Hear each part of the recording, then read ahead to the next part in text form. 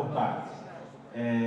Primeira coisa que você falou, que foi a questão dos lugares.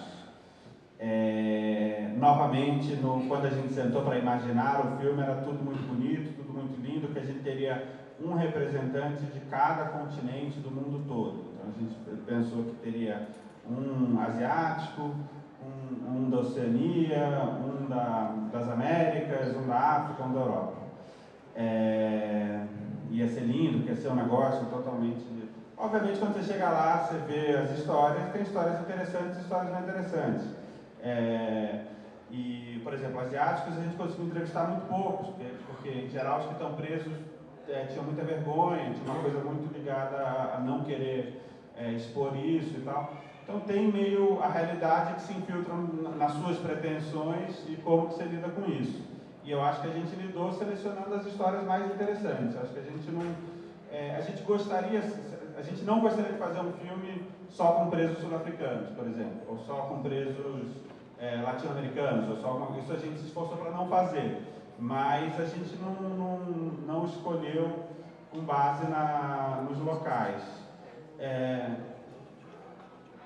No material bruto tinha norte-americano, tinha inglês, tinha latino-americano, tinha outros africanos da África Portuguesa, tinha nigeriano, enfim, tinha uma série de outras nacionalidades e essas foram as histórias mais legais. A questão de como que reflete a questão do leste europeu, só que você ainda perguntou, porque o leste europeu está exportando muito. Não, na verdade, quem está exportando muito agora, por incrível que pareça, é a Espanha. A Espanha, depois da crise, segundo o pessoal lá da cadeia, a prisão de espanhóis subiu imensamente. Então, e a gente via mesmo, a gente entrevistava, quando começava a entrevistar, tinha muito espanhol, que tinha acabado de entrar, tinha entrado, sei lá, um mês, algumas semanas, alguma coisa assim. Mas isso a gente resolveu também não apresentar no filme, porque a gente achou que não fazia parte do que a gente queria contar. Você quer... A pergunta mais difícil, você quer responder? Olha, eu não acho ele nem um pouco católico, nesse sentido.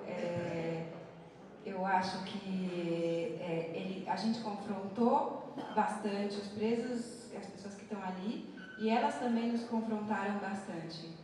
Eu acho que aquela primeira pergunta, a epígrafe, que eu chamo de epígrafe do filme, ela tem a ver com isso. Quer dizer, ele vira e fala, você é responsável pela sua vida ou não? Né? Aquilo era uma resposta a uma provocação intensa. Escuta aqui, o que você está fazendo aqui?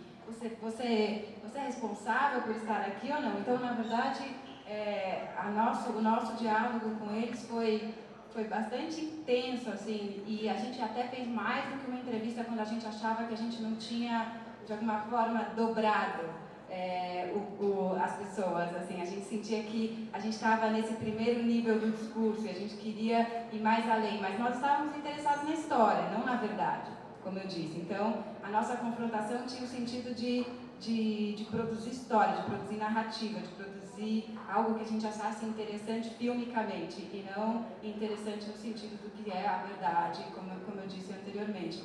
Então, nesse sentido, a húngara, ela estava nos contando uma história e a história dela tinha a ver com essa de alguma maneira, com essa ingenuidade, com isso que ela fala, com essa burrice, como ela fala nas palavras dela mesmo.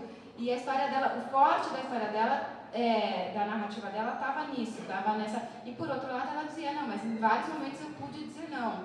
Em vários momentos eu pude dizer não. E eu não disse. Então, na verdade, eu sinto que a gente entrou na história dela dessa forma. E a gente entrevistou mais de uma vez e durante muitas horas e conversou muito intensamente.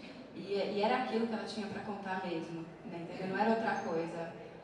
Diferente do Líbio, por exemplo, quando ele dá aquela virada que ele fala, acho que estavam procurando alguém chorando. Quer dizer, tem uma exaustão da narrativa até você chegar num determinado ponto que você fala, opa, peraí, aqui tem uma outra coisa que eu não tinha visto antes, entendeu? Então, ou mesmo o boxeador descobrindo o tempo de gravidez da mulher e fazendo todos aqueles cálculos. Quer dizer, a gente ia chegando em outro lugar da narrativa com eles e provocando esse surgimento da narrativa. Então, ele não tinha uma postura, de alguma maneira, subserviente ou idealizada, ou não. Aquilo ali era realmente Um outro exemplo prático disso, né, Maíra, é o sul-africano Mercenário, que eu acho que é um personagem que a gente teve menos relação. A gente realmente tinha uma sensação muito de aversão àquele personagem, assim,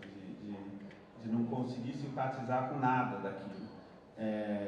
E até a ordem dos fatores ali também foi decidido um pouco para não gerar esse catolicismo que você está falando, porque a gente, num corte, né, Gustavo, se eu não me engano, a gente tinha ele primeiro falando da guerra e depois cantando, mas aí a gente achou que isso dava um clima de como se, tudo bem ele ser esse fascínio que ele é. Então a gente trouxe a música para antes, para meio dar uma despistada e depois entrar na questão de quem que ele é mesmo.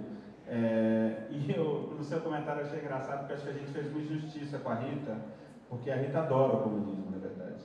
Ela falou algumas vezes que ela sentia muita falta, que isso, que aquilo, que o capitalismo era uma coisa... Enfim, então, quem odeia o comunismo, na verdade, é o Líbio. Ele realmente não é uma opinião muito ruim, mas acho que no teu comentário eu entendi que a gente fez uma injustiça com a